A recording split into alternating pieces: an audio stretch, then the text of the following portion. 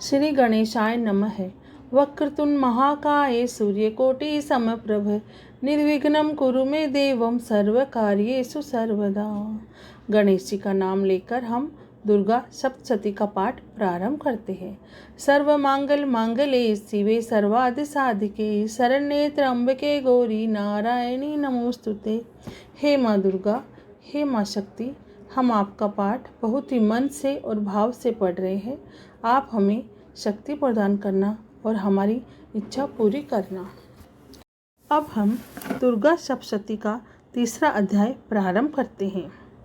सेनापतियों सहित महिषासुर का वध।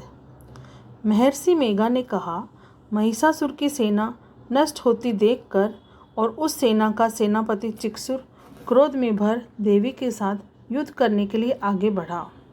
वह देवी उस पर इस प्रकार बाणों की वर्षा करने लगी मानो सुमेरु पर्वत पानी की धार बरसा रहा हो। इस प्रकार देवी ने अपने बाणों से उसके बाणों को काट डाला तथा उसके घोड़ों और सारथी को मार दिया। साथ ही उसके धनुष और उसकी अत्यंत ऊंची ध्वजा को भी काटकर नीचे गिरा दिया। उसका धनुष कट जाने के पश्चात उसके शरीर के अंगों को भी अपने बाणों से बींध दिया। धनुष, घोड़ों और सारथी के नष्ट हो जाने पर वह असुर ढाल और तलवार लेकर देवी की तरफ आया। उसने अपने तीक्ष्ण धार वाली तलवार से देवी के सिंह के मस्तक पर प्रहार किया और बड़े वेग से देवी की बाईं भुजा पर प्रहार किया। देवी की बाईं भुजा को छूते ही उस दैत्य की तलवार टूटकर दो टुकड़े हो गई। इससे दैत्य ने क्रोध में भरकर शूल हाथ में लिया और उसे भद्रकाली देवी की ओर फेंका। देवी की ओर आता हुआ वह शूल आकाश में गिरते हुए सूर्य के समान प्रज्वलित हो रहा था। उस शूल को अपनी ओर आते हुए देखकर देवी ने भी शूल छोड़ा और महाअसुर के शूल के 100 टुकड़े कर दिए और साथ ही महाअसुर के प्राण भी हर लिए। चिक्षुर के मरने पर देवताओं को दुख देने वाला चामर नामक दैत्य हाथी पर सवार होकर देवी से लड़ने के लिए आया और उसने आने के साथ ही शक्ति से प्रहार किया, किंतु देवी ने अपनी हुंकार से ही उसे तोड़कर पृथ्वी पर डाल दिया। शक्ति को टूटा हुआ देखकर दैत्य ने क्रोध से लाल होकर शूल को चलाया, किंतु देवी ने उसको भी काट दिया। इतने में देवी का सिंह उछलकर हाथी के मस्तक पर सवार हो गया और दैत्य के साथ बहुत ही तीव्र युद्ध करने लगा। फिर वह दोनों लड़ते हुए हाथी पर से पृथ्वी पर आ गिरे और दोनों बड़े क्रोध से लड़ने लगे। फिर सिंह बड़े जोर से आकाश की ओर उछला और जब पृथ्वी की ओर आया तो अपने पंजे से चामर के सिर धड़ से अलग कर दिया। क्रोध में भरी हुई देवी ने शिला और वृक्ष आदि की चोटों से उदग्र को भी मार दिया। कराल को दांतों से, मुक्कों और थप्पड़ों से चूर्ण कर डाला।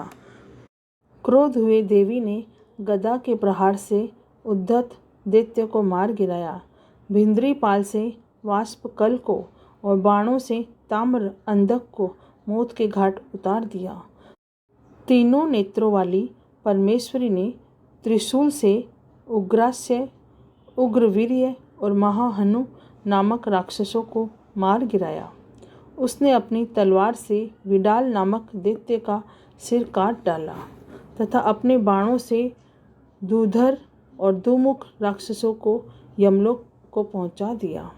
इस प्रकार जब महिषासुर ने देखा कि देवी ने मेरी सेना को नष्ट कर दिया है तो वह भैंसे का रूप धारण कर देवी के गणों को दुख देने लगा।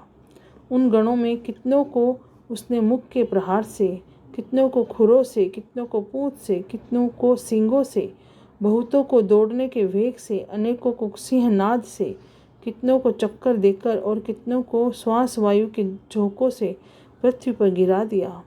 वह दैत्य इस प्रकार गणों की सेना को गिरा देवी के सिंह को मारने के लिए दौड़ा। इस पर देवी को बड़ा गुस्सा आया। उधर दैत्य भी क्रोध में भरकर धरती को खुरों से खोदने लगा तथा सींगों से पर्वतों को उखाड़कर धरती पर फेंकने लगा और मुख से शब्द करने लगा। महिषासुर के वेग से चक्कर देने के कारण पृथ्वी क्षुब्ध होकर फटने लगी। उसकी पूंछ से टकराकर समुद्र चारों ओर फैलने लगा। हिलते हुए सींगों के आघात से मेघ खंड खंड हो गए और श्वास से आकाश में उड़ते हुए पर्वत फटने लगे। इस तरह क्रोध से भरे राक्षस को देखकर चंडिका को भी क्रोध आ गया और वह उसके मारने के लिए क्रोध में भर गई।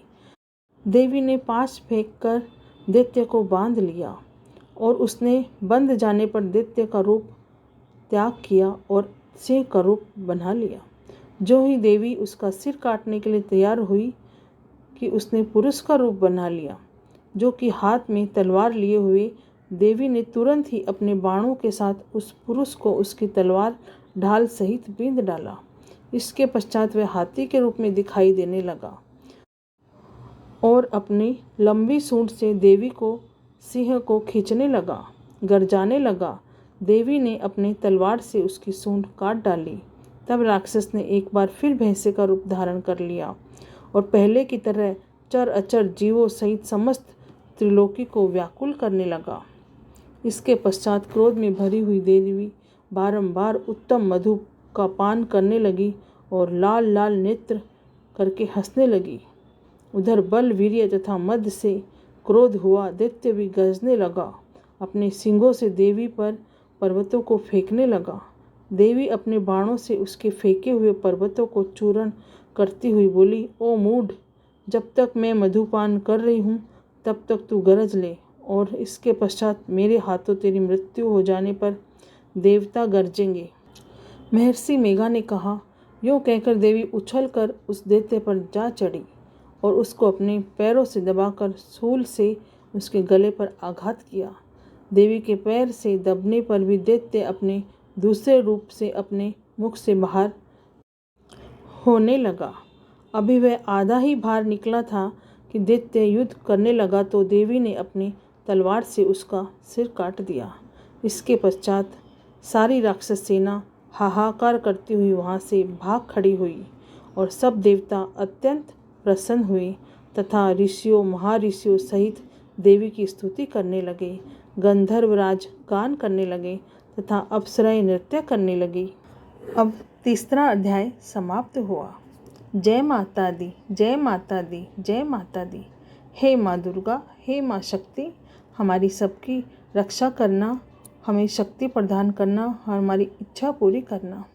हे माता रानी, हे शक्ति माँ, आपको कोटि कोटि प्रणाम और कोटि कोटि धन्यवाद है।